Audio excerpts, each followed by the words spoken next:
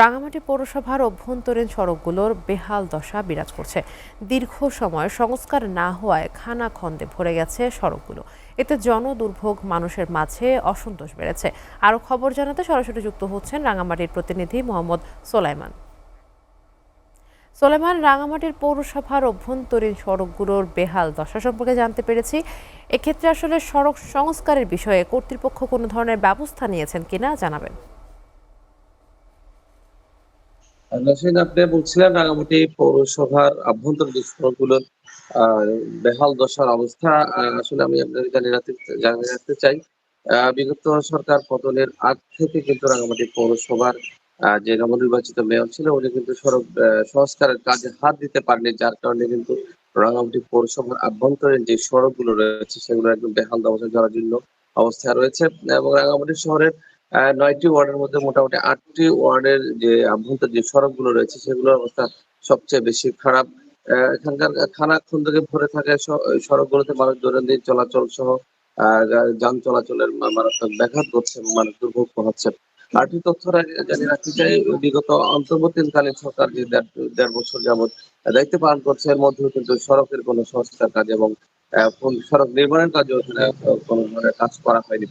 এবং আরেকটি বিষয় আমরা লক্ষ্য করেছি যে বিশেষ করে অন্তর্বর্তীকালীন সরকারের যে পৌরসভার মেয়রদেরকে অপসারণ করার যে প্রস্তাব নিয়োগ দেওয়া হয়েছে, সে প্রস্তাব দায়িত্ব পালনকালীন সময় কিন্তু মানুষের বিশেষ করে মানুষের এই যে পৌরসভার যে সুযোগ সুবিধা বাড়ানো, অর্থাৎ মানুষের এই যে নাগরিক সুবিধার ক্ষেত্রে কিন্তু তাদের বড় ধরনের কোনো অবদান ছিল না এবং সেখানে তারা এই সড়ক সংস্কারের কোনো কাজ করতে পারেনি।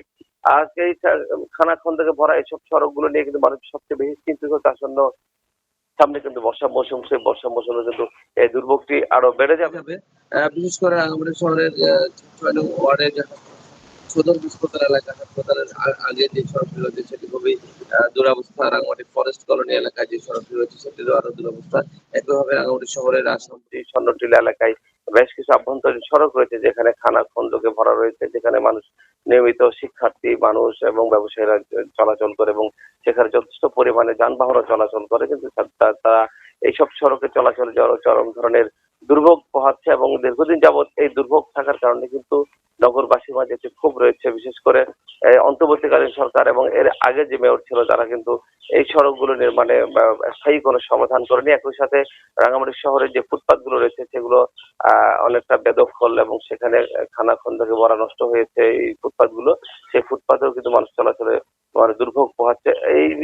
এই এই অবস্থায় কিন্তু রাঙামাটি পৌরবাসী দাবি করছেন দ্রুত সময়ের মধ্যে, বিশেষ করে আগামী বর্ষার শুরুতেই কিন্তু এই দুর্ভোগ শুরু হওয়ার আগেই, বর্ষার আগে যেন এই সড়কগুলো সংস্কার করা হয় এবং বিশেষ করে গুরুত্বপূর্ণ যেসব সড়ক, বিশেষ করে হাসপাতাল এলাকা এবং স্কুল কলেজগামী শিক্ষার্থীরা রয়েছে যেসব সড়কগুলো রয়েছে সেই সড়কগুলো যেন দ্রুত সময়ের মধ্যে সংস্কার করা হয়। সংস্কার করে মানুষের দুর্ভোগ লাঘবে প্রশাসন অথবা সংশ্লিষ্ট কর্তৃপক্ষ এই ব্যবস্থা নেবে, সেই দাবিটি মানুষ জানিয়েছে। রাঙামাটির ৯টি ওয়ার্ডের মধ্যে যে সকল গুরুত্বপূর্ণ ওয়ার্ড রয়েছে সেখানে কিন্তু অনেকগুলো সরকারের স্থাপনা রয়েছে, হাসপাতাল। সোলাইমান, আপনাকে ধন্যবাদ।